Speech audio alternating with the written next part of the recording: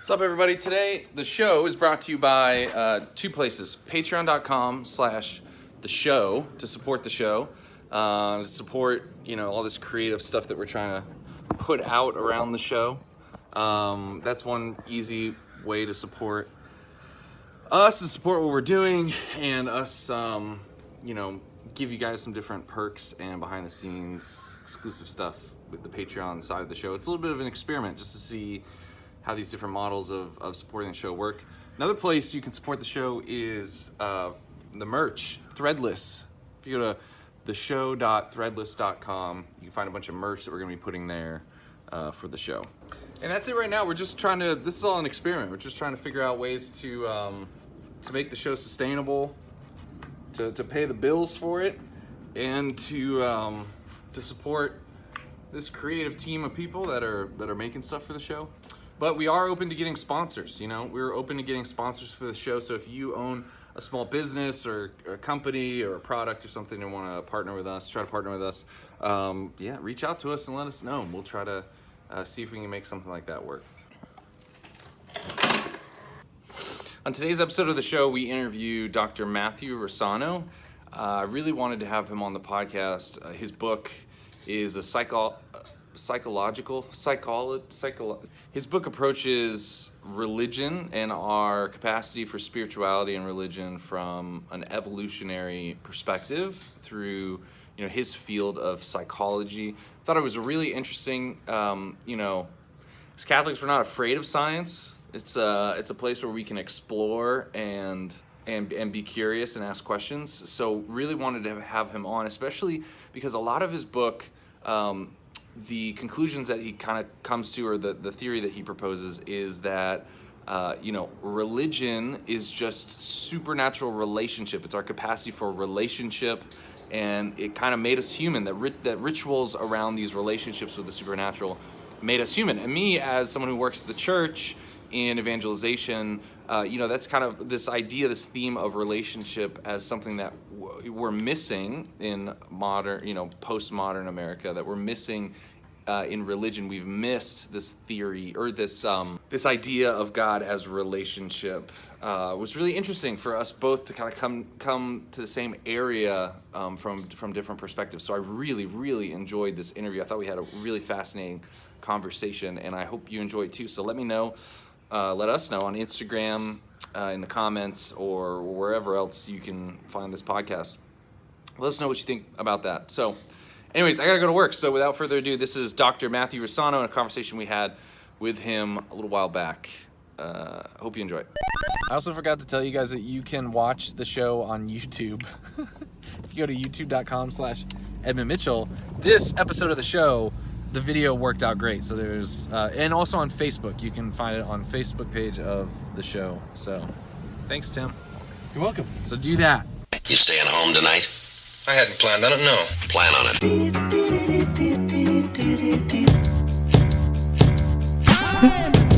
Minus 5, 4, 3, 2, 1. Booster ignition and liftoff of Discovery. You're gonna die. I'm Raymond Arroyo. We'll see you next time. Okay, are you cool with us starting? Yeah, let's start. All right. Well, thank you for being here, Matt.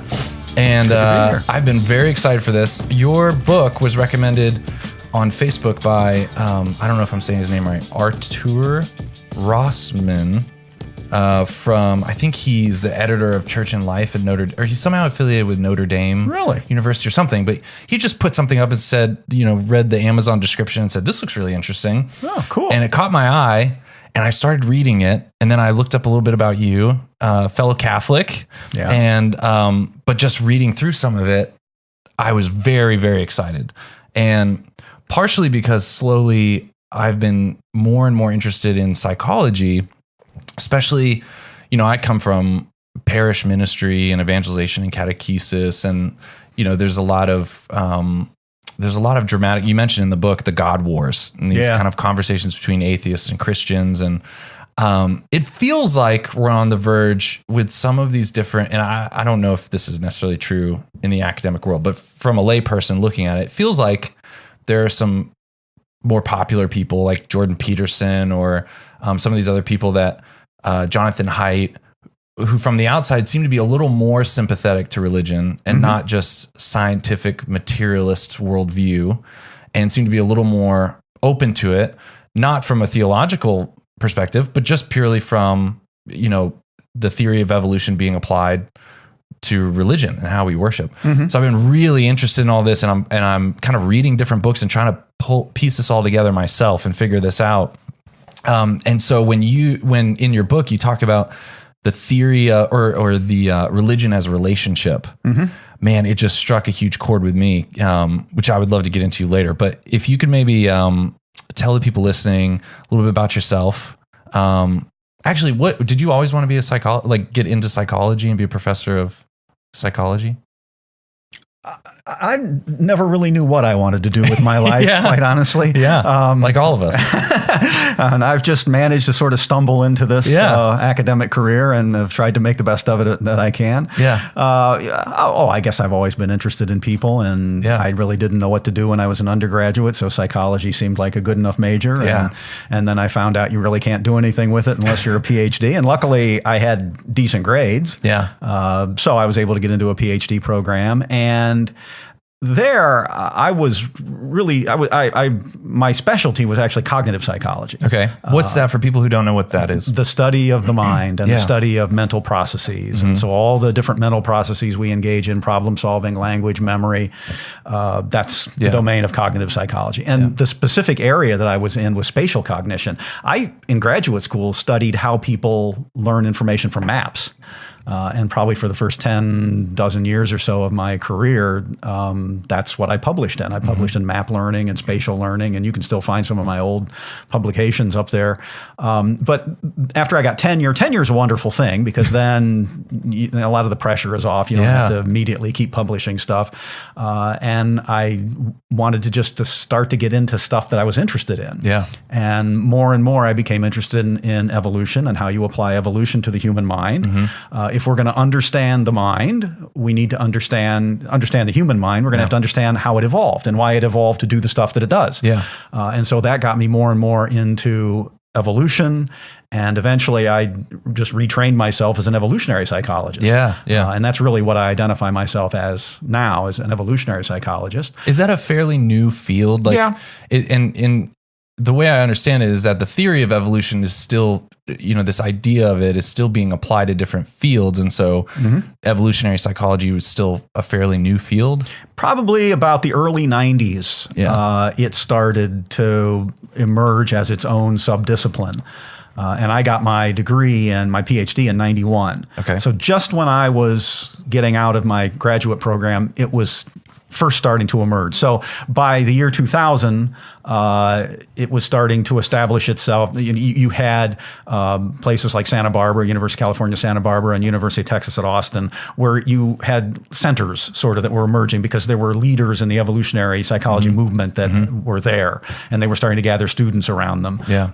And so as that started to become more prominent, and I was naturally sort of moving toward evolution and trying to apply it, we sort of came together. Okay. So yes, it's fairly new, and I moved into it as it was growing. But now it's a reasonably well-established part of psychology. Okay. And then maybe tell us a little bit about the origins of this book. What made you write this book? Were there other books before it? You said you started getting into evolutionary psychology. What was kind of the journey from transitioning to evolutionary psychology, and then take us to this book? Well, what happened was, as I got into evolutionary psychology, the question I wanted to address is I wanted to understand what are the uniquely human aspects of the human mind. What is it about human cognition that distinguishes it from the cognition of other creatures out there? To put it, just real kind of simplistically, what makes us human in terms of our thought. And the more I got into it, the more I realized that what really seems to distinguish us is imaginative capacity, our ability to relate to others, our ability to establish relationships with others that other creatures don't do, And that naturally started to move me. Okay, how do we do that? Yeah. And that started to move me into ritual and religion, because I think one of the things that happened over the course of our evolutionary history is we started to use rituals to establish very tight-knit communities, cooperative communities that were able to work together in ways that other species couldn't do it. And then eventually we started to add the supernatural to that. And that made those communities even more tightly knit and even more cooperative. And so I ended up with this conclusion, what really makes the human mind distinct is social cognition, our ability to think about others and understand other minds and to work and cooperate with others. And ritual and religion played a very critical role in the course of that evolution. Yeah. Are there a lot of other theories on what makes us distinctly human? I've heard that a more recent one is that our capacity to pass on culture or to pass on information through culture. Are there other competing theories for what it is that makes us distinctly? Stay with passing on culture for a second. How do you pass on culture? The only way you can pass on culture is that there has to be some kind of an interpersonal relationship between the mentee and the mentor, the one doing the passing and the one receiving.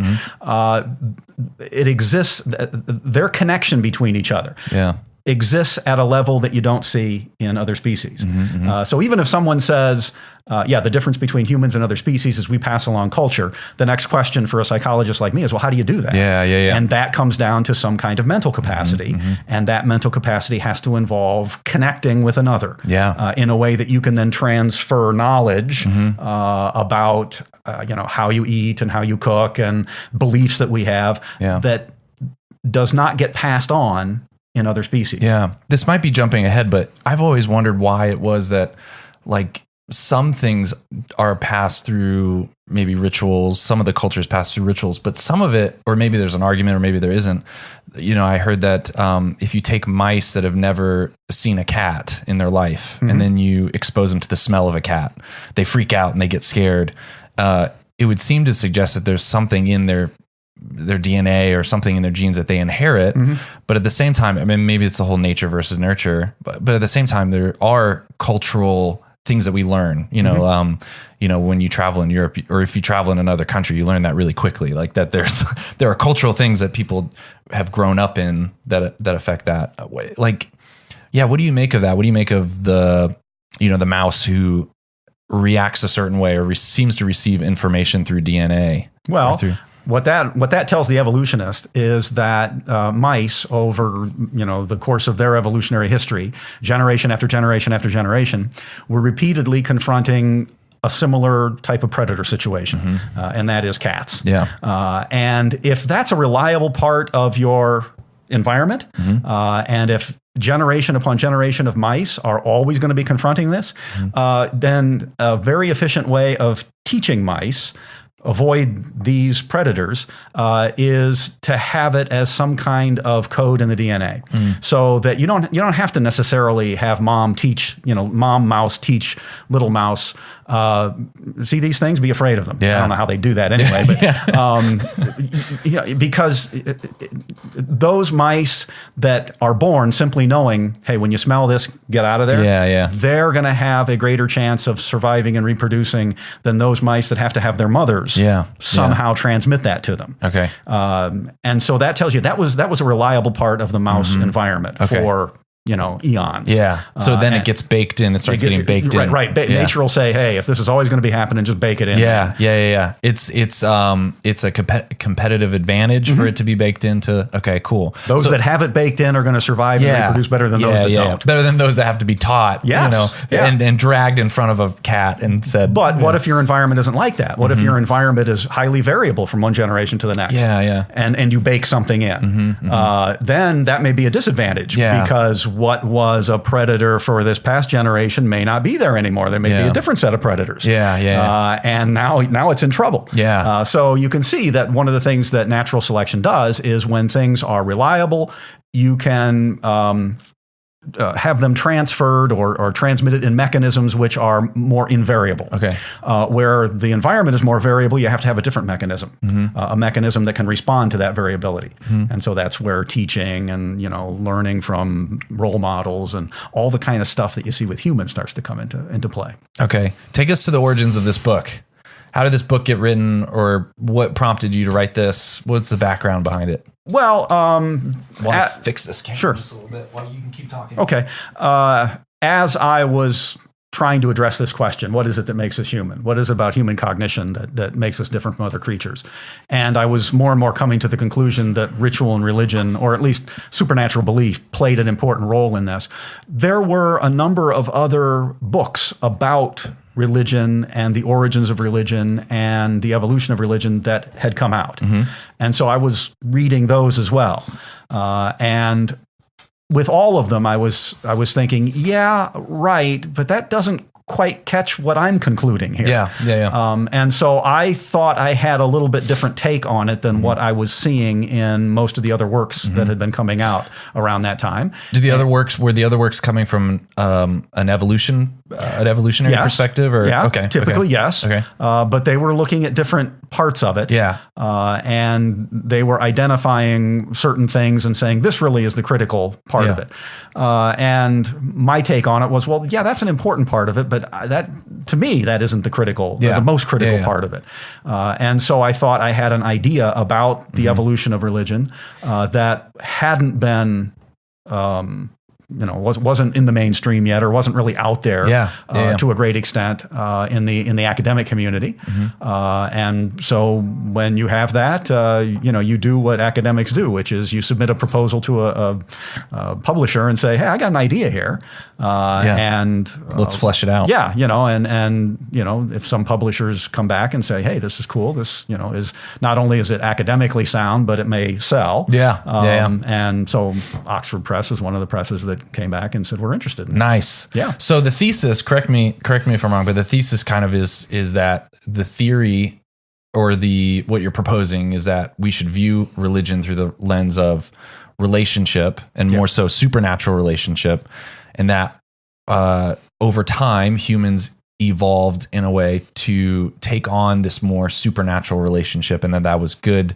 That was good for people. But maybe you could talk a little bit, because you go into some of the other theories of religion, commitment theory, or they approach it from, like you're saying, they approach it from a different perspective: commitment, cognitive, ecological, performance. Maybe you could talk about how, and you did a great job of breaking down each one, explaining it, and then also saying, here's where it has some strengths, but it's missing these other areas. And then you kind of gave this final, religion as relationship is predictive. It's a theory that can be predictive. It's a theory that can encompass all these other theories. Maybe you could talk a little bit about how it's different from some of those other theories. Okay, so as I said, as I was getting more and more into this, I was reading other books.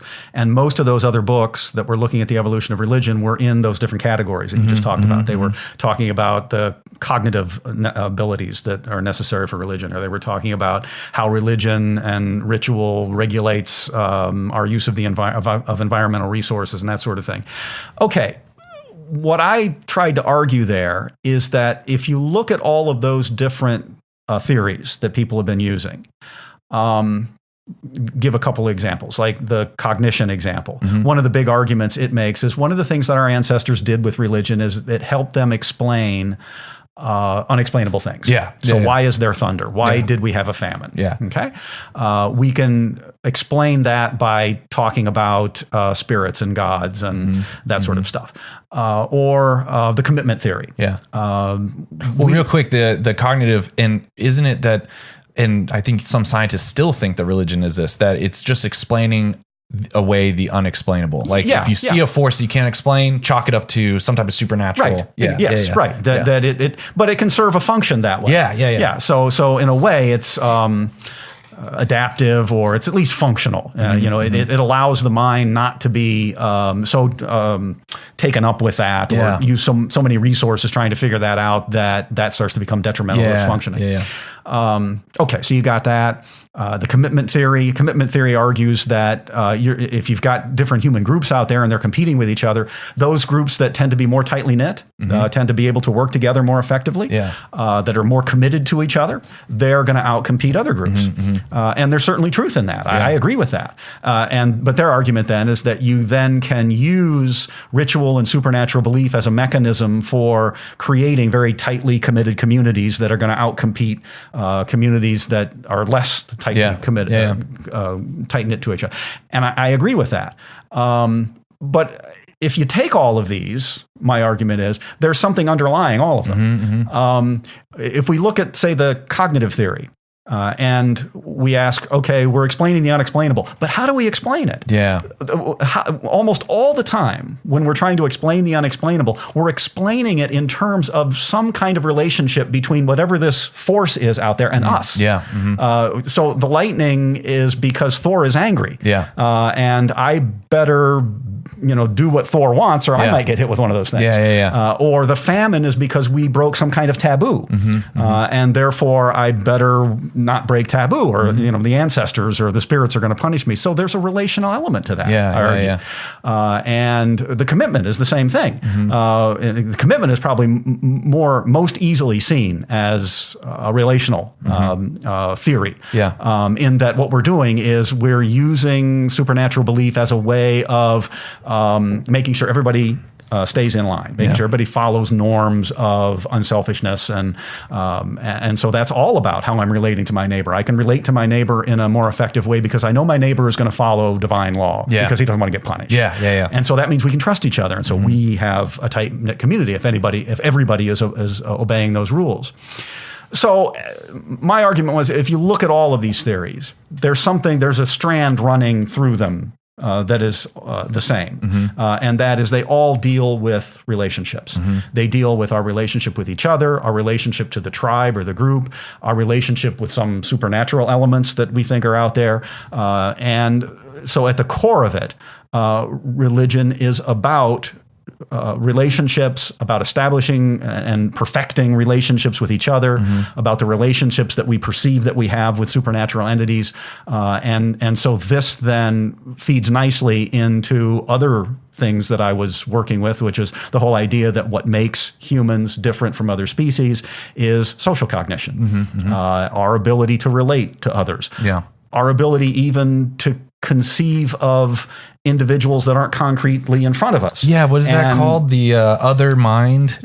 Understanding other minds and thinking that other creatures out there, even unseen creatures, have minds like ours. Is that what that is? You talked about in the book, the philosophical kind of conundrum. The problem of other minds. The problem of other minds. And theory of mind. This is another aspect of human cognition that allows us to have very deep interrelationships with other humans and to have relationships even with humans and others that aren't concretely in front of us. There may be a lot of your listeners who are loyal listeners to you, never met you, don't know anything about you other than what you've revealed, on your podcast. I could be an artificial intelligence. For all they know. But they may very well think about you during the day. What would Edmund think about that? Okay.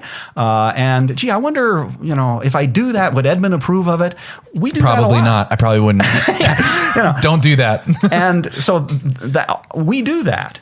We think that we have relationships even when the other party may not even be aware of who we are.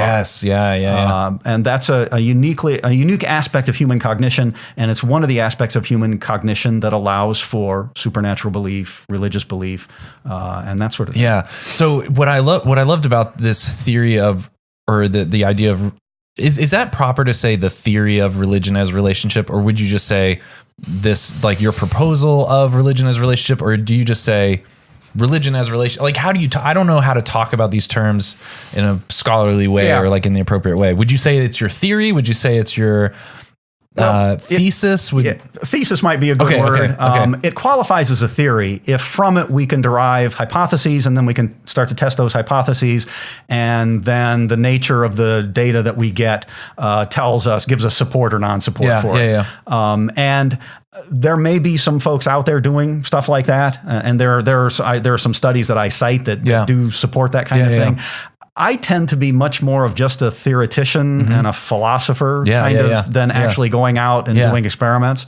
And so I can't say that I've taken my own ideas and started to work with them as you would a formal theory. In other words, testing it and all that kind of stuff. So approach, thesis is probably a better way to put it. Well, what I liked is that you do start trying, you do kind of show how you could start applying that outlook approach, the thesis to other things. And recently, or in the past couple of years, I've been thinking about, and I assume, or from my point of view, it feels like there has, and correct me on any of this if I'm wrong, but there used to be this classical understanding that man can be reasonable, like that we can have reason, and that people are reasonable. And so all of our economic theories and psychology and educational theories kind of have that as the premise, that people can be reasonable. And if they're emotional, we need to tell them, hey, stop being emotional, be reasonable, be more like Spock. And it seems like there's a new a new movement to say, no, it seems like people aren't reasonable and that emotions are much more involved in reason. And we can't go through that. We can't have, in the Catholic world, it's very in fashion to cite Aquinas and be very proud of how reasonable we are.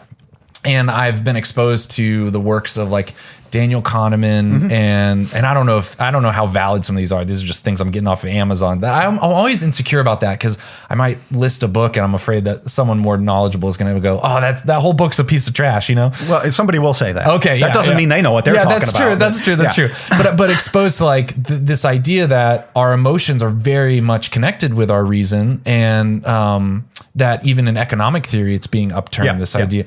So I love that you started saying, or that you start applying. If we look at religion as just relationship, it makes religion and reason not at odds anymore. Because if you view religion as relation, maybe you could just explain it better. If you view religion as a relationship, then if you go to someone who's more prone to scientism, who's like, we need to be reasonable and empirical and objective, and religious people are not empirical or objective or reasonable, you can kind of explain it to them in a new way that it might be easier for them to understand in the context of relationship. Yeah, well, relationships aren't reasonable. Yeah, they're not. Well, relationships force us to abandon science. Yeah. They don't force us to abandon reason, but they do force us to abandon science. There's no way that anyone can do scientific empirical testing to decide, okay, this is the person I want to marry, or can do that even to try to decide if, I'm going to be friends with this person. Instead, when it comes to the realm of relationships, we are reduced to emotion, interacting with reason, interacting with evidence. And that's not going to be science. Nobody can live their life by the scientific method. It's impossible. And so if someone makes the criticism that we should be more reasonable, and what they mean by that criticism is we should live more like we're using the scientific method to make our decisions. It just can't be done. It would kill your relationships. It will. Yes. You have this absolutely. You have this fantastic quote in here about the idea that the person who doesn't try to take the risk with a god or with a supernatural, like, and man, I'm jumping all around because I'm so excited. But there is a part where you basically said, okay, well, what if we just grant that it's impossible to prove whether or not God exists? We need to just see whether or not taking that risk is beneficial for us as humans. Yeah, right. Yes. And I'm not the first to think of that. William James, I think. I hope I cite him, or there's others that made that same choice. Yeah, you cite a few. Or made that same case.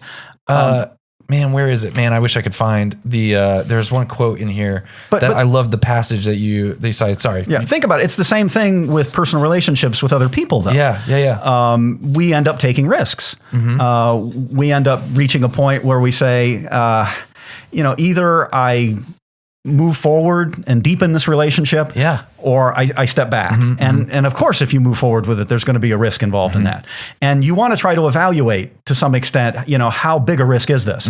What are the rewards? And so you try to gather some kind of evidence. You talk to people. What do you think of Fred? Does Fred seem like an honest person to you? Yeah. But that isn't scientific evidence by any means. Yeah. I think one of the examples I use in there is, does this person like Homer? Did they, is Homer, and well, if they like Homer and I like Homer and Homer talks a lot about values and honor, then maybe they're honorable too. Yeah, maybe That's they're okay. The kind of stuff we end up doing. Does this person like the New Orleans Saints? Yeah. Then they're okay. And that's not scientific. Yeah. It's evidence, Yeah. if you think about it. Yeah. This is an observation that you've made about this individual. It does say something about their character. It gives you some kind of evidence about things that they're interested in and issues that are on their mind. Yeah. And that may tell you something about what kind of relational partner they're going to be. But in the end, you just say, okay, I'm gonna take a shot because I think it's worth it. Yeah. And my emotions are pushing me this way. And if you don't do that, you're not really human, are you? Yeah. You're the sad, lonely little person in the corner Yeah. who, unless you can prove everything to a certain degree of scientific credibility, you don't take a chance. Yeah. Nobody can live that way. Yeah, you talk about, you give an example of two friends, a very common scenario, maybe, two friends who then, two men who are friends, and then one of them starts dating a lovely lady. And you use it as an example to say that relationships are transformational. Yeah. That they alter our view of reality. Yeah. And that then, like with the Beatles and like with many friends that are friends growing up, once someone falls in love with the lady, the friendship then gets retranslated, and that it can it transforms everything. And the inner logic of the friendship and the dating is sound, but the two friends are just not on the same page. Maybe you want to talk a little bit about religion as being a relationship that transforms. Right. Yeah. So I think with a lot of people, that's true. With a lot of people, the way they approach religion and the way they approach God is this idea that, all right, I'm going to start having some kind of relationship with, whatever this thing is we call God. Yeah. And when you do that, you strive to learn more about the individual, the entity, whatever you want to say, that you're in a relationship with. And that starts to then have some kind of effect on you. And so you're right. The critical question then I always ask is that relationship and what you're doing in terms of that relationship, is it having a positive benefit or is it having a negative benefit? Yeah. I think that's how you end up evaluating relationships, right? Yeah. You may dive into them, taking some risk. At some point you have to evaluate, where is this taking me? Yeah. Is it taking me in a positive direction or in a negative direction? If it's taking you in a negative direction, then maybe the relationship is something you should break off. Yeah. If it seems to be taking you in a positive direction, then all the arguments about, there's not enough evidence and, that this isn't, you're not using your most rational part of your mind. All of that to me seems to be pretty secondary, pretty, not all that important, because in the end, you only live once. Yeah. And if this is actually making your life, if it's enriching your life, it's making you better as an individual, it's making it better for those around you because you are a better person and that's beneficial to them, then, the other arguments about this doesn't measure up to some level of intellectual integrity, they seem pretty flimsy to me. Yeah. It's always struck me as kind of flippant to just assume that if someone is acting in a way that I deem irrational, they must be irrational. But you talk about, pet lovers and how you can't talk someone out of the belief that they're having a relationship with their dog. And if you just view it as, well, just be rational, and you go to that person and try to explain it away, it's almost futile. It can be futile, but when you look at it as relationship and that there's this inner logic of relationship that sometimes is irrational, it allows me to be much more empathetic towards people who have any other type of belief, because now I'm able to say, okay, this is a relationship, and this person is experiencing something that's going to be hard for me to just explain away. Yeah. So where do you go from there in the conversation with, let's say, you're saying that someone has a relationship or a supernatural relationship that might be damaging. Is there a way that we talk with people of different religious beliefs, or and I say religious belief to include, scientism, materialism, humanism, but the question I had as I was reading that is it's helpful to say, okay, I can empathize now more, and I don't just write you off as irrational if you believe something different or if you're in a different relationship with something supernatural. But how can you then have a common dialogue about those relationships? Is there a way to talk about, well, I'm dating this God, and this God seems to be pretty, maybe you should break up with your God and come hang out with our God for a while? Boy, I don't know. I mean, I don't believe in any kind of heavy-handed, you got to try to convert people to your way of viewing things. I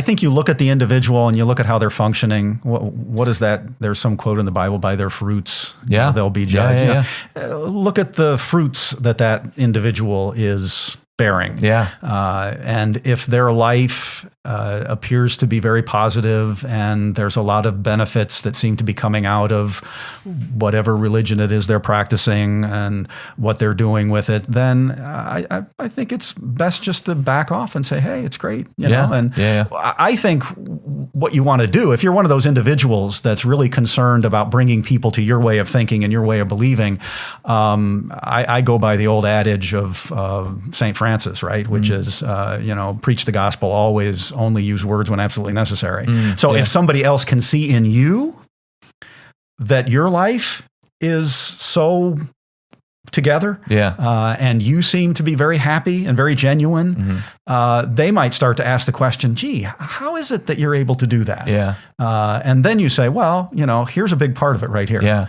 Well, the other thing I was getting out of it too is that if you were talking to someone about a specific worldview or religion or God, you can't purely talk to them from reason alone. You can't just rationally. There is, from what you were describing, it seems implied that you have to help them experience a relationship and not just talk about it rationally. Not just say, well, this is the God that we believe in, and here's some rational things you can believe about him, but more, what are ways that you can help someone experience that relationship if they're looking for that relationship. Right. Yes. I think you hit it well there. And that is, first they have to be looking for it. If they're not looking for it, then I think it starts to look like you're being manipulative or you're trying to intervene in something, some place that you don't belong. But if they are looking for it, then teach by example. You know, look at how well it seems to be working for me. You're interested in something like this.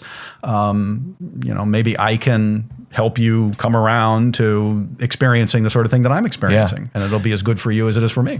So you've said in the book a few times that religion made us human, and maybe we could start talking a little bit about this history, the history of how this would have developed from our ancient ancestors, and then what you said, this capacity for social cognition, is that what you're saying? Mm-hmm. And how that would then evolve, because the history you sketch, kind of your story that you keep telling throughout the book, is very interesting, how it goes from, well, I'll just let you kind of give us a broad brush of it. Well, I know I said that in there. I've modified that a little bit over the years. Okay. Ritual. Mm-hmm. I'm much more focused on ritual now than I have been when I was writing that book. And so if I had a chance to modify it, I'd say ritual made us human. Okay. How do I end up saying that? I end up saying that because what makes us human is our ability to cooperate with each other, our ability to form cooperative communities and to act in communion with others, to work with others, to achieve common goals with others, cooperate with others, engage in reciprocal relationships with others, to know others in a way that no other species can. Mm-hmm. That's really, for me, it's relational. It's social intelligence. That's what makes us human. But ritual is kind of a supernaturally charged word. Well, it's different than customs, maybe? Well, okay. But when we look and we ask, how is it that we form those deeply cooperative communities? And when we look at any traditional society, when we start to look back in our evolutionary history, even when we start to look at other species, ritualized behavior has a deep, deep evolutionary history. And it's hard to find any traditional hunter-gatherer group, which we think are our best examples of what we think our ancestors were like. And they're imperfect, to be sure, but it's the best we have. And when we look at that, we see lives absolutely saturated in ritual. So ritual is the mechanism that they use to create these cooperative communities. Cooperative communities are what distinguish humans from other species. Now, you can have ritual without supernatural belief. And so I think there probably was a time in our evolutionary history where that was the case, where we were using ritualized behaviors to form cooperative communities in ways that did distinguish us from other species, but our ritualized behaviors that we were engaged in didn't have any sort of supernatural content to them, or they didn't necessarily have that. I do think there was a point in our evolutionary history where our brains got big enough and our imaginative capacity increased, that we started to add the supernatural to those social rituals. Would that make it distinctly a ritual? That was one thing I kept asking myself, is when we look back at some of the archaeological evidence, or we look back at these things, how do you differentiate just every day I wake up and I sharpen this stick from something that we would call a ritual? How do we differentiate something that might just be a banal, like meaningless action from something that's ritual? Maybe you could give some type of working definition. I know that's probably hard. It is. But it sounds like you're saying it's some type of important action that unifies us as a social group. Okay, so here we go. Think of a continuum. You have ordinary behavior, you have ritualized behavior, and you have ritual. Okay. And so you're moving along this continuum. Ordinary behavior is just what you described, and that is I get up, I have to, my tool is, I need to sharpen it, or I need to repair my tool from last night, so I go over there and repair my tool. It's cold, so I make the fire, and so those are just ordinary behaviors. They're utilitarian. They're aimed at achieving particular goals that are necessary in order to survive, necessary to function. That's ordinary behavior. Okay. Then you move to ritualized behavior. Ritualized behavior, and all along this continuum, there are fuzzy boundaries. So when does it make that transition? People argue about it. But what we end up doing is we look for particular characteristics. And the more of these characteristics we tend to see, the more likely we are to say that's ritualized action that's taking place there. Would one be that it just seems to, when you look back, it's like there's no other utilitarian value? Is that one of them? Like this doesn't seem to serve a purpose? Right, exactly. One of the things we can look for is we can start to ask, okay, can I identify a very clear, tangible goal that this person is trying to achieve with that? Okay.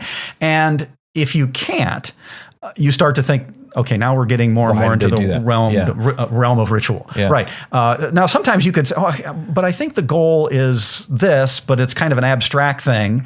So you may be able to, so this is why the boundaries get fuzzy. And you talked about red ochre, I think, and fleshing of skulls as two examples, I think. I mean, those may be some of the earliest archaeological evidence of some kind of ritualized behavior, because take a defleshed skull, you find a skull and you can... It's like, why do you do that? Right, exactly. I mean, my father-in-law does that with deer heads, right? Defleshing the skull, isn't that what it's... Right, and he's going to do what? Put a trophy up on just put it up on the wall. Okay, so it's a display. So we can identify a goal to it.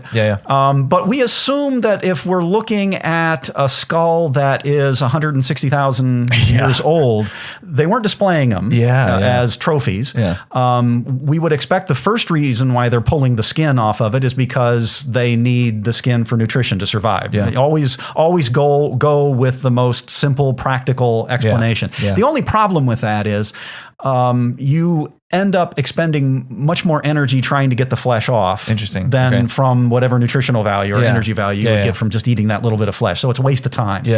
And so because it's a waste of time, then we start to say, okay, why are they doing this? We can't find a good practical reason for it. We do know that in traditional societies, our best model for what our ancestors were like they do this for ritual purposes. Yeah. You know, it's an ancestor Yeah. or it's an enemy. They want to somehow take in the spirit of an ancestor, or somehow, you know, take in the spirit of an enemy if they were a great warrior or something. But there's ritualized reasons for it. And so because of that, we start to speculate maybe this is some of our first evidence of ritualized behavior in our ancestors. So you have that. But let me give you your definition of ritualized behavior. Yeah. So what we're looking for is a non-utilitarian action, an action that seems to be repetitious. They seem to be doing it over and over again. An action that seems to follow some kind of sequence. There's a pattern to it. If we can identify that it's stereotyped in some way, it's exaggerated in some way, they're doing it in a way that is much bigger, it expends much more energy in the display of the action than what is really necessary practically. And it seems to be communicating some kind of a message to some other member of the species. So think of a mating dance between two waterfowl. Yeah. Okay. I mean, there's a specific sequence of actions. Yeah. The actions are often quite exaggerated. You know, they're bobbing their heads back and forth in a very obvious way toward each other. They're moving in a very specific kind of sequence. They're not just trying to get around each other. You know, if one of them was trying to go here and the other one was trying to go there, and they were just trying to get around each other, then they just step around each other and go about their business. Yeah. They don't. They seem to keep stepping in each other's way. Yeah. And so they're communicating some kind of a message about, we think, about their worthiness as being a mate. So they do this dance, and the more they're able to synchronize their activities, the more that sends messages to them that this might be a good mate. Yeah. You know, we're able to do this synchronized movement together well. That may indicate that we can do other things together well, like mate. Yeah. We watch a lot of Planet Earth. We see some of those birds doing right. Like in the grasslands, they build this little donut in the grass, and then he kind of plays hide and seek around it with her and goes back and forth, and they're all jumping up, and it's really crazy. Those rituals. Very stereotyped, exaggerated, repetitious, and we think a message is being sent. And so ritualized behaviors become these mechanisms or these ways in which members of a species are able to send a clear message about their intentions to another member of the species.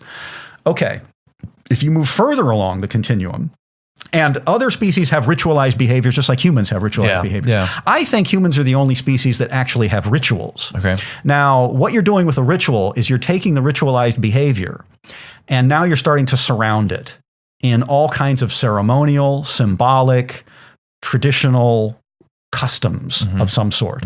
So the example I often like to use here is if you think of a wedding, there are ritualized behaviors. People are going to stand, they're going to sit, they're going to kneel, they're going to sing songs together. There's a script that they follow. Okay, all of that are the ritualized behavior elements. But there's all kinds of symbolic things that are added to it. You know, there's readings from scripture, there are lighting of candles, there's rings that are exchanged that are meant to symbolize something about, you know, the infinity of love and the everlasting, love. And it's a reminder to other people that are witnessing this. They see symbols, they see patterns that remind them of their wedding or of another wedding that they've been to. And this then starts to remind them of values. And so what's happening with rituals is we take the ritualized behaviors, we start to surround them with all of these traditional, ceremonial, symbolic aspects. That makes the occasion more memorable. It also highlights values. What are the things that our tribe, our community values? These are the things that we are going to somehow represent, symbolize. These are the things that we're going to revisit each time we engage in this ritual. And so then rituals for humans bring a community together, typically, reinforce values, tell us who we are, tell us what our identity is as a group, and what our group holds to be sacred. And so it has a very powerful identifying and unifying function. So are we saying that at a certain point in our evolutionary history, it stops becoming just about the group, and suddenly, you know, it's like the ritual behavior becomes more and more significant until finally we make the jump to this other supernatural relationship? Is that well, right? Okay, now what if you think about it? If you're moving from ritualized behaviors to rituals, and you're adding these ceremonial elements, these symbolic elements that are supposed to reinforce values, that are supposed to compel people to identify as a certain member of a tribe, and our tribe believes these certain things, and therefore we have to act towards each other in a certain way. What more powerful way could you impress that upon people than to say, you know, as we're doing this ritual, we here, the actual physical people that are performing the ritual, we aren't the only ones here. We are being watched from above by powerful gods, spirits, ancestors. And so if we fail to uphold the values that these rituals are embodying and representing, you're not just disappointing other members of your group. You're disappointing your father and your mother who are deceased, who are looking down upon you. You're disappointing powerful ancestors from generations past. You're violating divine laws and rules that have been part of our community for as long as we can think of ourselves as a community. You're really screwing up. And that compels people to be even more committed to their group, to what their group stands for, and therefore to give to their group, you know, to be a good group member. And so we think then those groups that started to have those ideas, that were able to solidify themselves and bring themselves together with that tight sense of cohesion, they would have outcompeted whatever kind of secular groups might have been around that had their rituals, but they didn't enhance their rituals with this other element. Is what came first? I'm sure you kind of went over this a little bit in the book, but it almost seems like, you know, you start interacting with your other cavemen friends, and then you decide that being fair is a value that we want to reinforce as a group. So we institute these rituals to talk about the to instill and try to hold people accountable to fairness. It almost seems like that is the first kind of abstract thought of something non-material. Like, what comes first? Our capacity to abstract to like an Aristotelian ideal, right? Like love, justice, mercy. Did those rituals help us go, this thing that we're enacting, it's like an abstract idea of justice. And then to follow that up, is it just kind of our nature to always anthropomorphize love and justice and mercy as a thing? Like it's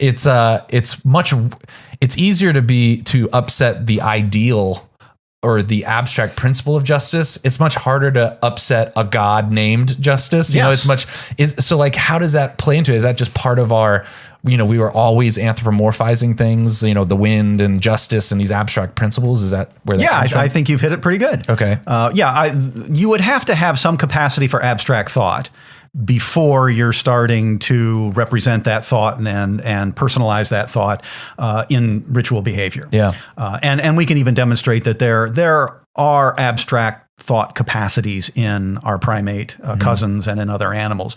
Certainly not to the same degree and depth, but abstract thought would have come before any of these supernatural rituals. I think they would have been enhancing and as you say, personalizing those thoughts that we had and those ideals that we had. So abstraction comes first, and then what you're doing is you're enhancing abstraction. You're making these ideals, whatever they are, you're somehow bringing them more to life by embodying them and acting them in some way in the ritual behavior. And I think you hit it perfectly. And that is those groups that thought of this idea of, look, hey, this abstract principle, it ain't just this abstract principle out there. It has emotions. It's going to be upset. It's like a mother-in-law. Yes. It's like your mother-in-law. And adherence to that principle would probably go up as opposed to it just being this abstract idea. It's absolutely. When we look at traditional societies, they do not see their community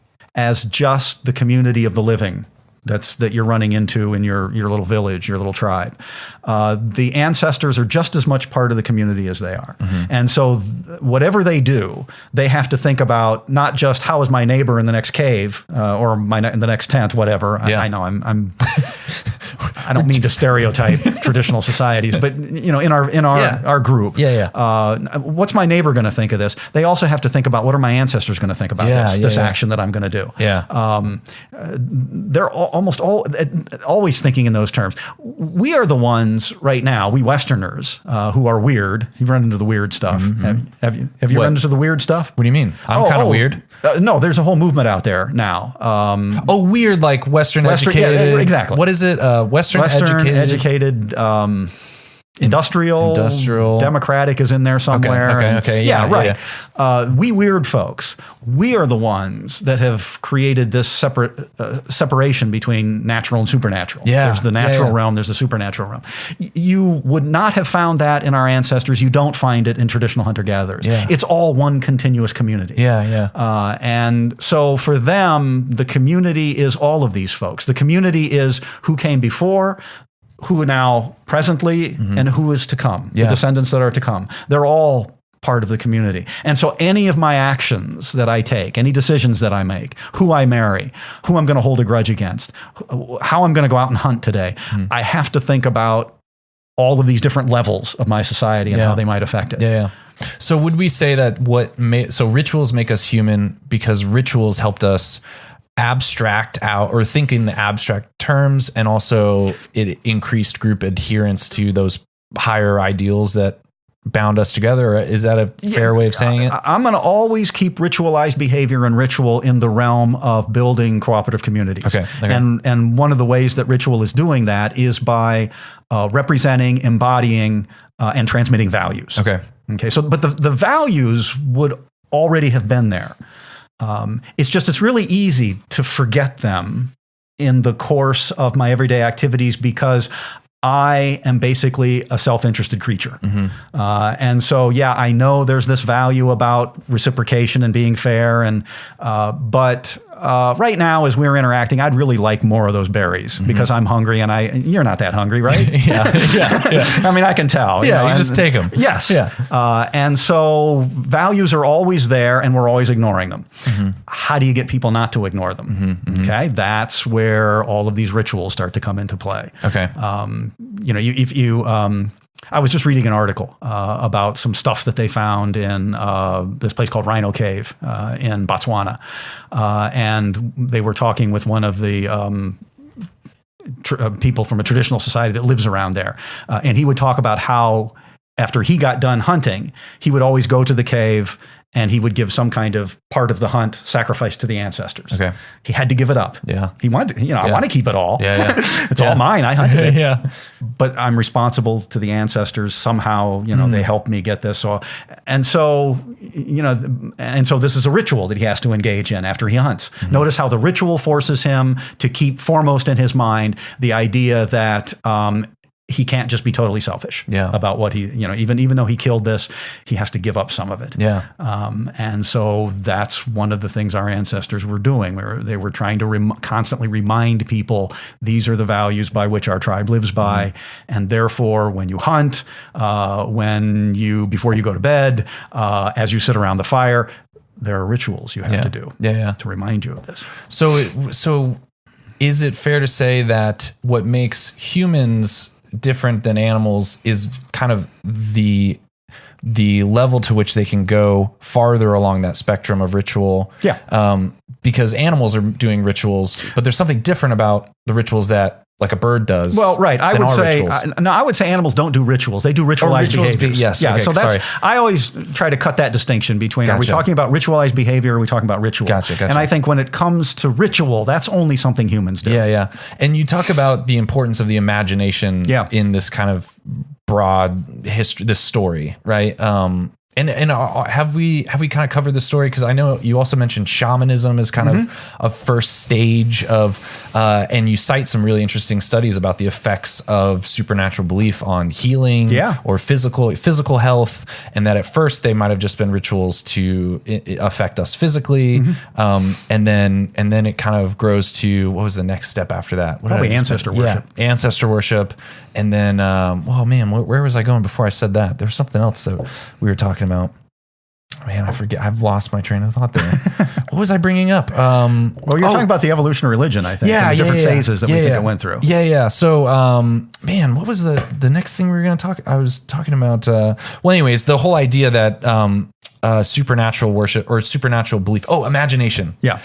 So where does imagination fit in our past, in our evolution? Like, where does our capacity? You talk about, I think, if I remember correctly, that imaginative capacity. Well, yeah, you have to have some kind of imaginative capacity to have supernatural belief and to be religious, I think. When I get into discussions with my atheist friends, one of the points I always try to make is that I don't think atheism is unreasonable. I think it's unimaginative. Yeah. That's one of the reasons why it doesn't appeal to me very much. I mean, interesting. I think life is lived best with a bit more imagination. And so, yes, there is an imaginative capacity that I think is important for religion.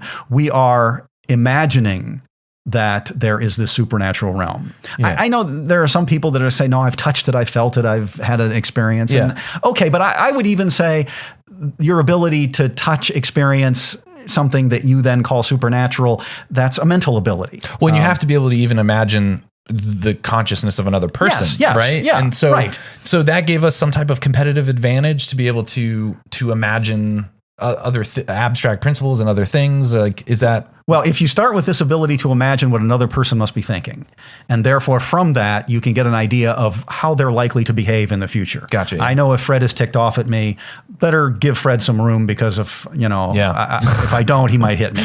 So I can predict behavior by having some idea of what thoughts, motives, intentions someone might have. We think, when we look at our ancestors, another thing that probably was very common in terms of using imagination was hunting. And the ability to anthropomorphize the prey and try to figure out, okay, the prey is now injured. It's going to hunt for some place to hide or something. So we predict behavior based on the feelings, emotions, goals that we think the animals have.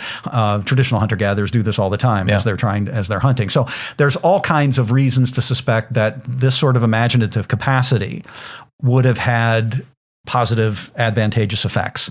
And so our ancestors would have been selected for it. But if you keep selecting for it, those with greater imaginative capacity are going to start to imagine more than just, what is Fred thinking or what is the animal going to do now? And so that's where you start to have this capacity to envision that the natural world around you, the sky above you, these things also have some kind of mentality to them. They have some kind of intentions to them. And if I can figure out those intentions, I might be able to predict how they're going to behave. And that might have an advantageous effect for me. So all of that then becomes part of the mental architecture that allows for supernatural belief and religion and religious practice and all those sorts of things. And maybe this is not the main focus of the book, but I found it so fascinating when you talked about the study of Calvinist atheists Calvinist atheists. That's probably an oxymoron. Dutch Calvinists and Dutch atheists. What's that you're talking about? And how they're. I don't know if it's necessarily directly related to imagination, but what they believed affected their brain's response to visual cues. Yeah. Well, we're finding out more and more that cultural effects and what kind of culture you're raised in, this isn't a layer that you put on top of your mental functioning and your perceptual functioning and your physiological, you. So we often think of, okay, there's the biological you and there's the social you or the cultural you, and these are two different layers. But what we're finding out more and more is, no, these things interact very intimately with each other. And so, if you give some kind of a visual pattern or a visual array to folks from different cultures, the way they allocate attention over that visual array will vary depending upon their culture. And so that tells you that the very fundamental processes of perception and attention, and then the cognition that's built on top of that, from the very get-go, they're being affected by your culture, your beliefs, your customs, all of this stuff that you're raised with that make you part of a particular group or a particular tribe. And so that I think what that does is it tells us that other people out there from a different culture, different set of beliefs, different worldviews, they really are looking at the world differently than you are. Exactly. They're seeing the same world. Yeah. Okay. But they're allocating attention to it differently. The parts of it that are prioritized for them, that are most valuable, most important, are different from yours. And so even though we're seeing the same thing, we're extracting different meaning from it. Yeah. And so for me to try to communicate with you, I can't assume that we share certain meanings in common. That we're coming at this from the same framework. I better take a step further back and try to get at, okay, what's your fundamental take on all of this? And not make assumptions. Otherwise, we're going to have a hard time communicating. I think it's another chink in this belief or theory. Again, a more, I would call it more scientism, or like this idea that if we could just empirically look at the data objectively, then we can solve all the problems. And if we have any disagreements, it's because you're not looking at the data objectively and I am. And there's a quote in here that I just kind of laughed at, where they talked about how worrying. The authors summarize the findings in stark terms. It seems possible that religious beliefs may indeed lead to different and sometimes incompatible interpretations of the same incident. This can happen is a well-known empirical fact, but that it can originate in basic automatic visual operations that precede conscious representation is surprising and in some sense worrying. And it seems to work against the scientific ideal that careful observation is sufficient to reach agreements about basic facts and what we consider reality. I thought that was so great. And then you said, so this was a quote from the study, but then you said believers and non-believers see the world differently. And I wish more people could hear that. I think that's so important, again, to try to cultivate a sense of empathy. And that you can't just say, well, the reason that person's acting that way is they're not educated enough or they're not being rational. I think one of the things that this shows is that we have these different frameworks with which we're approaching the world. And we have to be cognizant of that and careful of that. And that whether you're a believer or not probably has much less to do with rationality and rational arguments, because you can make all kinds of rational arguments in favor of faith, right? I mean, that's Aquinas was doing all kinds of stuff like that. And they've been doing that for centuries. I think it has much more to do with how you experience life.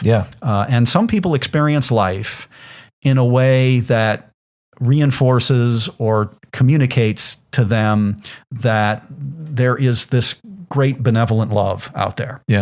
And so they then start to act on that. And they then start to interpret their experience, their world, their perceptual scene from that perspective. And so they start to pick out and see things, whereas other people don't. They don't experience the world in that way. You said that what separates a religious person from a skeptic is the relational risk-taking. I love that. And I have to credit William James. I'm pretty sure it's William James, who he talked about religion very much in those terms, and talking about that the reason why he's religious is that he takes a risk with this supernatural thing. And he thinks that others are unwilling to do that. And that's what makes them non-religious. This is where it gets really interesting. It starts the Venn diagram between, the world of psychology and my world in pastoral ministry. The way I've understood, I'm sure this isn't the deepest explanation of this, but my kind of narrative for what has happened in the church and in Christianity, but specifically in the Catholic Church, is that we had the Enlightenment and this hyper-focus on rationality. And we have the Protestant Reformation, and a lot of people didn't know the faith. There wasn't any codified seminary. So the Council of Trent, they create a catechism, because up until that point, there was no here's everything we believe. And so there was a hyper-focus. The Counter-Reformation really focused on, we need to educate people. We need to get them the intellectual doctrine. But then as we start approaching the modern age, that Counter-Reformation assumed that the family life was reinforcing this trust or this relationship with God, this experiential relationship. And so you reach a point in America where you're sending your kids to school to be educated, but it's not in the context of the experiential relationship with the supernatural, with God. And so as that experience fades away, and we're treating people as purely rational creatures, and we're just like, well, we're just teaching them that God exists and here's the 4 proofs. Yeah. But we're not helping them. How do you strip away any ritual, right? Because they come home, there's no ritual in their life. You strip away the liturgy, and from the way I'm reading it and my kind of, crude timeline or narrative is that the purpose of Vatican II was, how do we represent the faith to modern man who doesn't have that context? And in a society, in a post-Christian nation, well, not in Vatican II wasn't about America, but in a post-Christian world in some situations. And what's interesting is, for me, the way I was kind of trained and read the documents, and what it sounds like Pope Paul VI and John the 23rd and JP2 and Benedict and even Francis now are all saying is, we need to recover this personal relationship. Yeah. And a lot of Catholics at my parish are like, oh, that sounds super Protestant. And because there are some Protestants that focus on it exclusively, but you could also say it in theological terms, that the idea of personal faith has been lost. And when you approach the faith purely intellectually, you lose something. And there's a quote by Benedict XVI that I talk about a lot, because there was a stat by, I think the CARA Institute, CARA, I think it's related to Georgetown, or I forget where they're from, but they said that mass attendance rises and falls in direct proportion to the belief in whether or not it's possible to have a personal relationship with God. And that you can kind of predict mass attendance based on whether or not they believe that that's possible. So the more they believe it's possible, then it goes up. Then the more, which kind of makes sense, because if we view religion as a relationship, if you don't think there's any, then it's just an intellectual pursuit. Why do I need to engage in these rituals? And Benedict had this quote that I've talked about a lot, where he says, Christianity is not the result of an ethical choice or a lofty idea, but it's an encounter. Right. Yeah. It's a relationship with a person who's living, and it changes our whole life. Yeah. And so when I was reading those parts of your book, from the evangelist in me, the part of me that's talking about this stuff from a theological perspective and faith perspective, I'm like, man, even in psychology, there's something we could talk about this relationship. So I just was wondering what you think about that, especially, and it's kind of become the pillar and the theme of a lot of evangelistic efforts, is that we need to help people recover an experience of a relationship with God. And when people do, in my experience, when people do uncover that and give themselves completely over to that, it changes everything. Suddenly they want to learn everything about this God who they love and have a relationship. So the emotion motivates the intellect. Yeah, in some ways. Or would you say emotion? Would you say that their emotion or that experience or that experiential day-to-day relationship then motivates their, I don't know. What do you think? What are your thoughts? Well, here Am I completely thoughts. Off base? No, but I have some thoughts about the whole thing. Yeah. Okay, first of all, a lot of times when I go and I talk about rituals and that kind of stuff, and somebody asks me about, is it good to have kids involved in ritual? And I say, yeah, absolutely. Yeah. But I think one of the things you're doing very early on with little kids is you're not necessarily trying to explain all of the nuances and all the rationale behind why you do this particular ritual. You're just trying to get them to love the ritual. Yeah. So you first appeal emotionally to them. And once you get them to where they have this emotional connection to the ritual activity, then you can start, as they get older and their minds start to become more sophisticated, you can start to get into more of the intellectual thing. So the fact that emotion motivates intellect, I agree with that. Okay. Now there are some things that worry me a little bit. And that is when you say that religion is relationship, personal relationship with God, that does sound Protestant to me. Yeah. And it sounds too much. And this is not something that I get very excited about. It sounds too much like, Jesus, let's tell. Some people are into that. I've never been into that. And so I think you can't have the idea that the relationship with the supernatural, the relationship with God, is the same as or necessarily modeled on human relationships. It's a relationship, but it's different. Yeah, definitely. And I think that's why spontaneity informality, the kinds of things that can work very well in human relationships, for me, I don't think they work well here. And I think ritual becomes the mechanism by which this particular kind of relationship is cultivated. And so as long as we understand that when we talk about relationship, we're not talking really about the same thing as human relationships. There's analogous, maybe. Well, there is a relationship there. There's a relationship there in the sense that there are communicative events. We're communicating somehow. It's a relationship there in that it transforms. There's some kind of growth that comes out of the relationship. And those things are present with human relationships. But the mechanism by which we're doing the relating is not the same.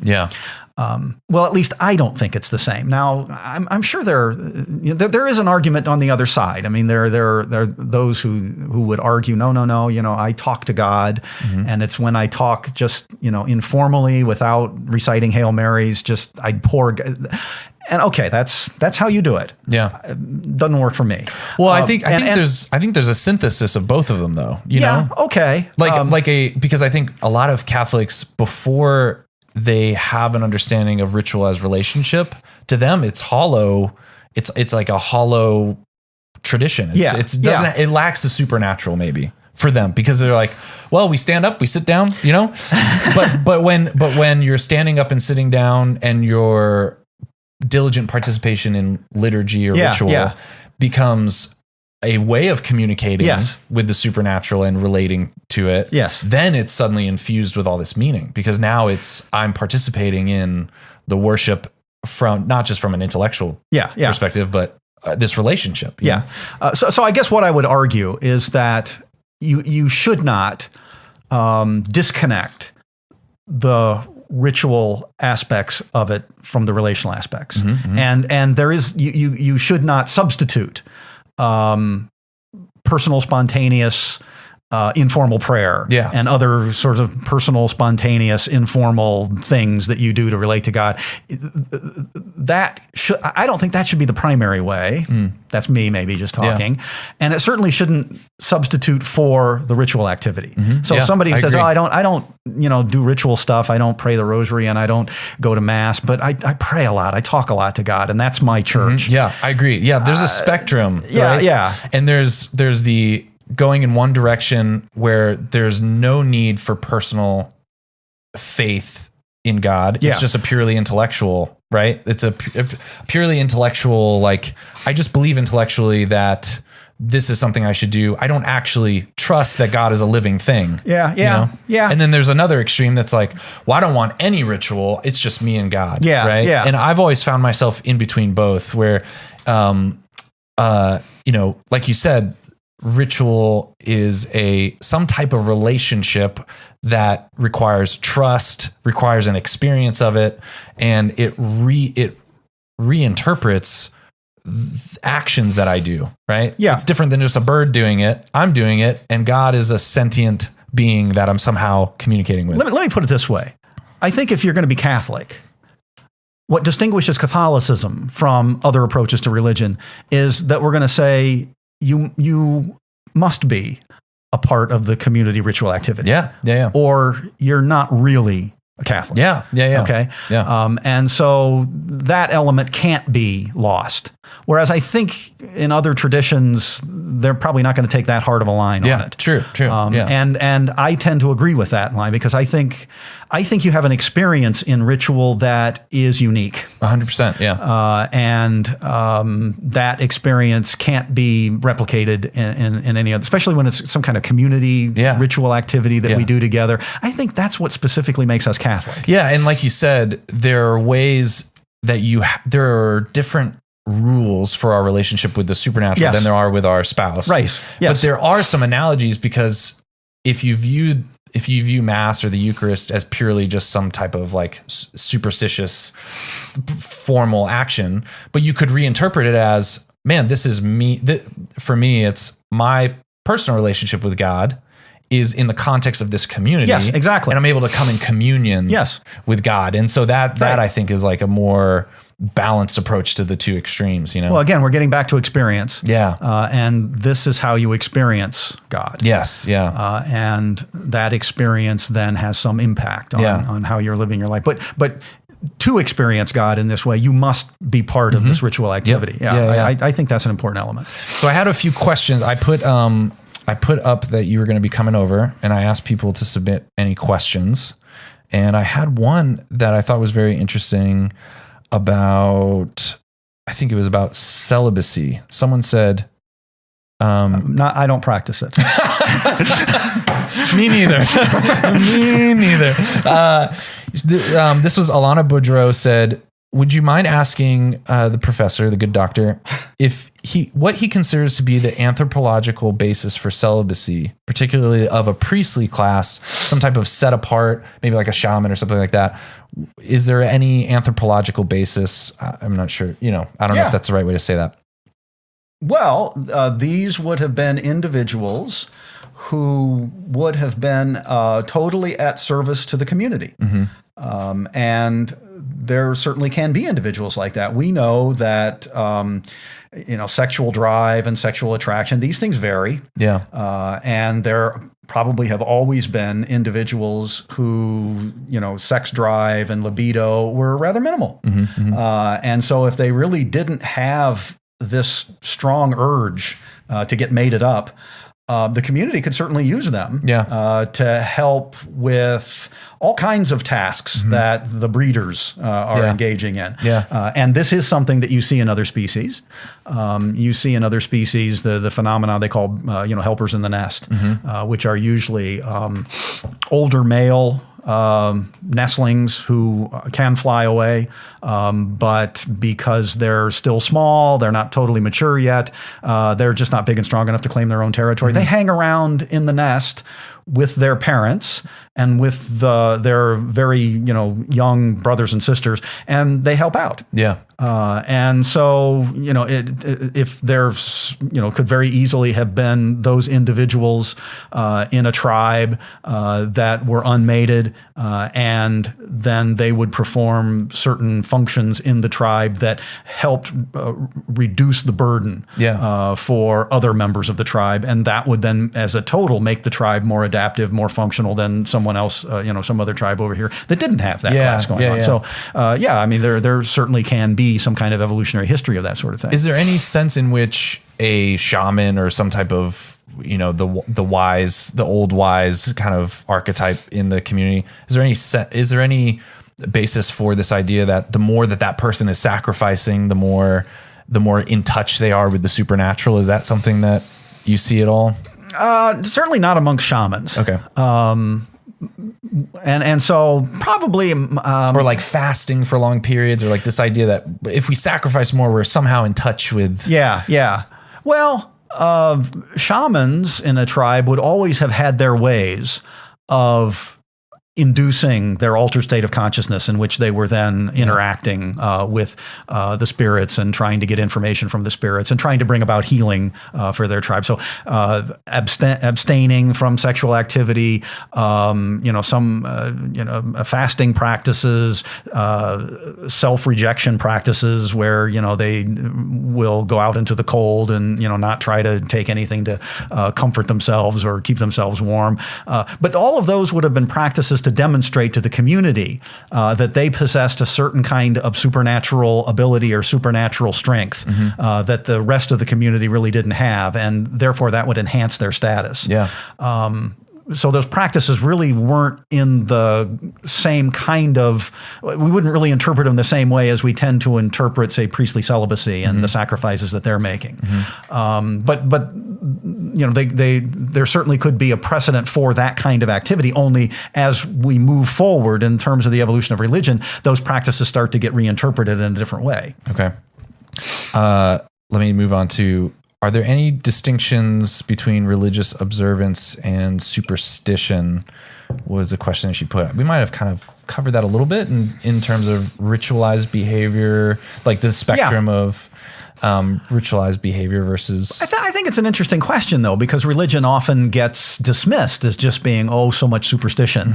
So I guess we have to define what we mean by superstition. The definitions of ritual, ritualized behavior, superstition all seem extremely important. I guess I'd have to go back and look up and see if there are folks who have thought about that and come up with different definitions. I mean, we think of superstition as simply beliefs, practices that don't have any practical value at all, that don't have any evidence, no kind of evidence behind them or that sort of thing. And I think that's probably the reason why you have this long tradition of rational defenses of faith, is to try to separate it from superstition and to try to demonstrate that, even though there are these beliefs in non-material things, beliefs that can't be proven in any sort of rigorous scientific way, they are different from what we might simply call superstition, where there may not be any evidence at all that behavior is doing any good. When I'm thinking of superstition, and I'm thinking now of baseball players and the kinds of things that they do, make sure they wear the same socks and all that sort of thing. And there's no real any kind of evidence to demonstrate that wearing the same kind, but other than the psychological, right? Which is that, this makes me comfortable. And because it makes me comfortable, because I think I'm doing the right thing, my performance is better because I'm just more. Well, and it's repetitive every time I put my socks on, I do this thing. I wonder too, if there's some type of we have these tendencies to try to do these ritualized behaviors, and maybe these were like the evolutionary, the children that never grew up kind of, I don't know if that's the right way to say it. It's like we tried to do a lot of rituals. Some of the ones that actually worked turned into a bigger thing. Yeah. And then these are kind of like the vestiges of our natural tendency to try to ritualize stuff. But if it doesn't turn into something, it just turns into like a very weird superstitious tapping of. And also I think a part of it is correlation. And why take a chance if you don't have to? So if I've always done X and that's always been associated with the appearance of Y, and I like Y, why take a chance? Exactly. Which you can argue is very reasonable. I don't know if X is causing Y. All I know is the two of them tend to appear together, and I have control over X. So as long as I have I'm going to do X because it seems like you don't want to be the one guy in your family that causes the Saints to lose because you didn't wear the jersey or you didn't or you shaved, right? So I mean those things, and as long as those things aren't necessarily causing harm in some way. I don't think they're a big deal. Okay, another question. Alana asked a lot of questions. The other one was, can you ask his opinion on natural law and where he sees this fitting into the larger religious evolutionary picture? Wow. These are some intelligent questions here, some deep. Natural law. So we're talking about Thomas Aquinas and his distinctions between natural law and moral law. And I get into this a little bit too when I read people like Jonathan Haidt or some of these people who talk about morality just being relative and cultural, and we have moral intuitions. But there's this idea that there's some type of law that is common or should be common, objective among all of us. Well, as C.S. Lewis said, if you get on a subway and you sit down and you stand up to go to the bathroom and someone else sits in your seat, you come back and you appeal to a natural law, which is you shouldn't take my seat when I'm up, and you assume that the other person knows it without having to ask them, like, what's your stance on seats? What's your stance on fives on chairs? Well, I tell you what, there certainly are studies that show that there are commonalities in ethical beliefs across, widely different communities. So reciprocity is a big one. Where if you do me a favor, I should do you a favor, and if you do me a good turn and I don't reciprocate, then there's something wrong with me. That's you find that as being almost a universal. So you can point to some very fundamental ways in which we interact with each other that are thought of as being right and appropriate, that cut across just about all various cultural boundaries. So they're just about universal, and so you might make the argument that's some kind of representation of some natural law of how we should treat each other and interact with each other.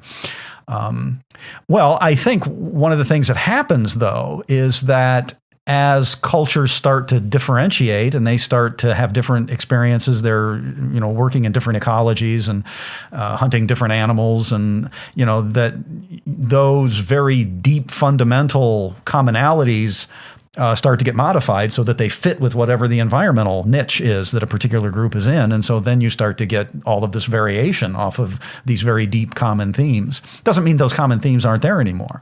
And so that may make it look as if there isn't any sort of real deep natural rules by which humans are operating, but typically they're there, but they're just at a very, very deep fundamental level. And of course you would have to have it that way because different human communities are in different ecologies. They're in very different circumstances, and you've got to make sure that whatever you're doing is going to fit with those circumstances. That's what makes humans so adaptable. Is that our ability to do exactly that, and that is vary the way that we look at things and the way that we interact so that it fits adaptively with whatever our circumstances are. Yeah. So I don't know if that really answered the question. I think that it was about what, just the nature or natural law and its relationship to where do we fit? Is there something about where do we fit in with natural law or something like that? Like where does he see it fitting into the larger religious and evolutionary picture? Natural law.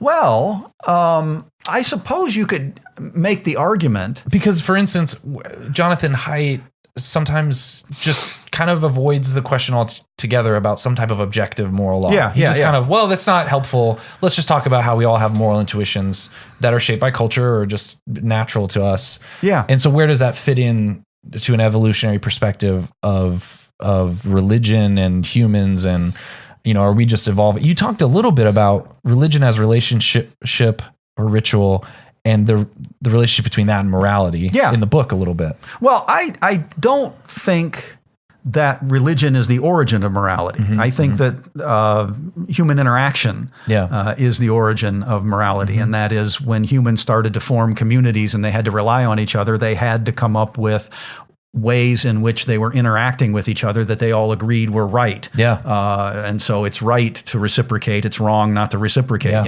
You don't have to have religion to do that. But what I think starts to happen, though, is that religion starts to take certain elements of what you might think of as our natural morality, and it starts to argue that those elements are superior to other elements. So think about this. There's a very natural tendency, and you could argue that there's a moral basis for this, and that is there's a very natural tendency to take revenge. If I've been injured or members of my family have been injured, you take revenge on those that have injured you. And that's a very common thing. You might argue there's a deep universal human instinct sort of for that kind of behavior, and there's a morality to it in the sense that I'm protecting my family, my children, when I take revenge, because I demonstrate to the rest of my community, don't mess with my kids. So I'm protecting them to do that. To not take revenge is to demonstrate, man, you can mess with that group over there, steal stuff from them, and they won't do anything about it. And that's going to be bad for my offspring. But religion starts to come in and starts to say, wait a minute, no. Even though you want to take revenge, you must find other ways. There must, our justice requires that we find other ways of solving these issues. We just can't all be, going around, eye for an eye, tooth for a tooth, and then we're all one-eyed and toothless. And that's bad. Ultimately, that's bad for our community. So I've always argued that no, religion is not the origin of morality. What it is, it's a perfection of morality. What we're trying to do is we're trying to take our natural moral tendencies, our natural tendencies to try to define what is right and wrong, and we're trying to perfect them. We're trying to find what's the best of that. And that's the morality that religion tries to uphold, or at least the best of religion. And so that's, I think, where you start to get, Jesus talking about self-sacrifice and he who puts himself last, shall be first. And, we're now looking at a perfection of our natural tendencies. What do you think about, now for coming all the way to modern, the modern age, what do you think about in a democratic society that's pluralistic, and people are allowed to practice different rituals that they want to practice. And then also, like, is there a need for us as a society to have some type of universal ritual? Like, is it important for us in order to have conversations to not just be rational, but also participate with others who are different than me, from a different tribe, from a different worldview? Is there some type of, is there a lack? Do you think that there's a lack of ritual in our democratic society that this experiment of America that we've kind of made? Is there, or did there used to be? Maybe it was a form of nationalism that was our ritual, or is there some way that, and when you look at, social media and politics and all that, there's all these factions. Is there do you think that there's a lack of that, or there's an answer for some type of a universal above every other small ritual? There's a larger ritual that we can participate in? Yeah, you have to have rituals to unite a community. Yeah. And I think that if you go back into American history, we did have more universalistic national sorts of rituals. We had Christmas parades, and we had, and a lot of it was from a Judeo-Christian tradition, because that was pretty much the mainstream. Yeah.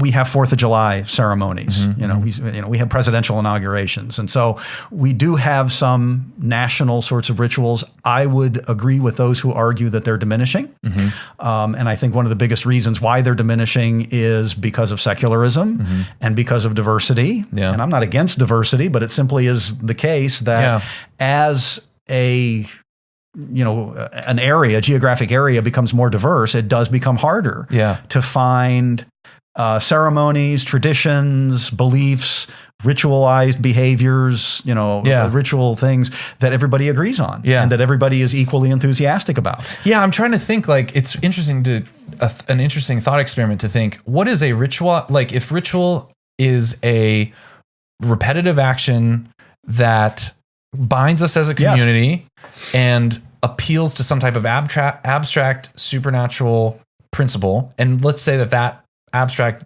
principle that we're trying to bind around, even though we're all different, is democracy in America. I'm trying to think, well, what is a ritual that we do that celebrates democracy? We don't really have, it's not very cool right now to be excited about America.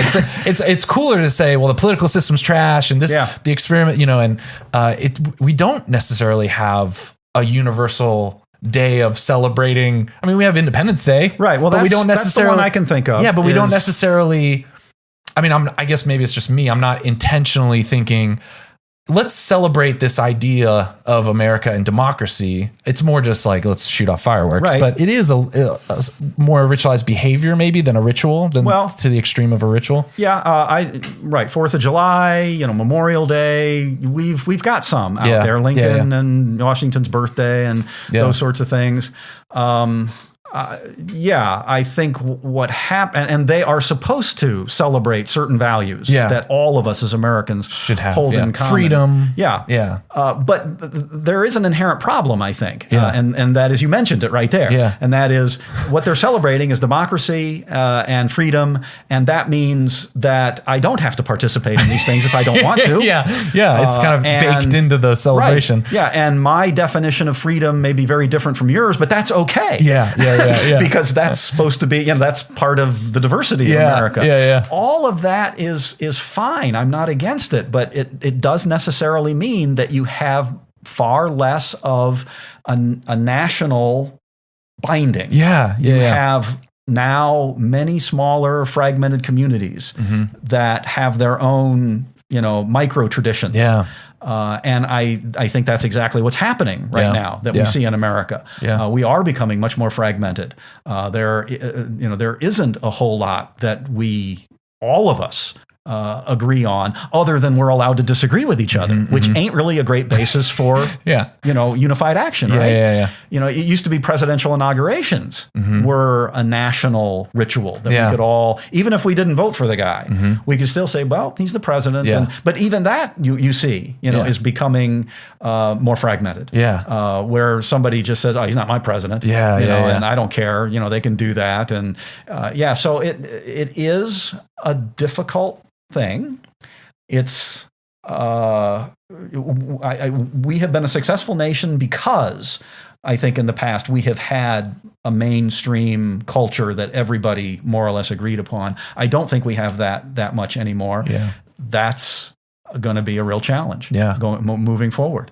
And our natural, as humans, our natural tendency is toward tribalism. Yeah. And you have to exert effort to get across tribal boundaries. Yeah. And when that effort becomes more than what people are willing to expend, we retreat into tribalism. Yes, I 100% agree. It's something I'm having to be more and more conscious of. Yeah. Like I was talking about before, I think we started about, I was listening to so much Catholic radio, and I was realizing that I was just taking the tribe lines. I was just taking feed me how I'm supposed to feel and think. And it was not engendering any empathy in me. It was just causing me to view other people as enemies of my tribe. Yeah. As opposed to just having a better understanding of where other people are coming from, Well, I think you have to view your tribe as, okay, this is my tribe. My tribe nurtures me. My tribe supports me. I have an emotional connection to my tribe. But that same thing is happening to that person over there with his tribe. So I can empathize with him or her over there because what my tribe does for me is exactly what her tribe or his tribe does for him. Yeah. So we have that in common. And so I don't have to hate them. I don't have to agree with them. Yeah, exactly. But I can respect. Yeah. Yeah. I honestly, I think that's about the best, the way things are moving. I think that's about the best we can ask for, is that we don't necessarily have this pan-American unity like we used to, unless we get attacked. I mean, there's nothing that will more uniting, right? Than, there's nothing that will unite people of very different stripes as a common enemy. Yeah. But until that happens, until the Russians actually show up on the shores of the Atlantic, or somebody shows up, probably the best we can hope for is that we have respectful coexistence amongst all these various tribes. Yeah. I'm not optimistic about even that, honestly. Yeah. But I think that's about the best that we can hope for, and we'll just have to see how it goes. Well, thank you so much for this conversation. All my batteries and stuff are running out. We did a negative. Oh note no, like I don't. that. Well, let's be positive. Let's have some prescriptions here. Acknowledge. I think people acknowledging and even realizing that they have cultural that they're inheriting a certain culture, that they're inheriting the tendency to retreat towards tribalism instead of understanding. And like you said, that doesn't mean, I think a very good point is that just because you exert effort to understand another tribe does not mean that you have to agree with the other tribe. And we have to rise above the tribalism and still have constructive conversations that involve disagreement and that involve, why do you think this way? And where is this coming from? And can we both turn back and look at our tribes and say, well, these are the parts that I've inherited, and maybe let's analyze this and where is this coming from? And that's why I really appreciated this book and looking at it from a different perspective. How can I look at religion from a totally different perspective outside of what I'm, normally comfortable with, theology books, So I think that's a very positive thing that people could take away. Good. Last question. I think this is a quick one, but someone asked, have you read the book? Oh man, where is it? It was just a real quick. Have you read the book? Please ask me if you've read The Religious Sense by Luigi Giussani. No, I'm not familiar with that one. All right, that's it. I don't know what that is either. It sounds like it was written by a fellow Dago, so it must be a good book. All right, it probably is. Well, thanks so much. We didn't even have a chance to get into the book Mortal Rituals, so maybe sometime we could do a Skype call and just talk about this book. Sure. I played rugby in college. Yeah. Okay. Yeah. So maybe. Well, I tell you what. Like I said, I usually am in Dallas sometime over the summer to go to a baseball game with my daughter. Okay. So if I would love to do this again. Arranged when I'm in Dallas again this summer or a summer to come, then we'll do that. Awesome. I would love to do this again. Thanks so much for being here. Dr. Matt Rossano, go get his book, Supernatural Selection, How Religion Evolved. And the book that we didn't get a chance to talk about, Mortal Rituals, with the story of the Andes survivors tell us about human evolution. This band of rugby players who crash and survive for how many days? Is it 72 days? 72 days. Yeah. And about 10 weeks. Yeah. So thanks so much, Matt, for being here. Okay. Thank you. I enjoyed it.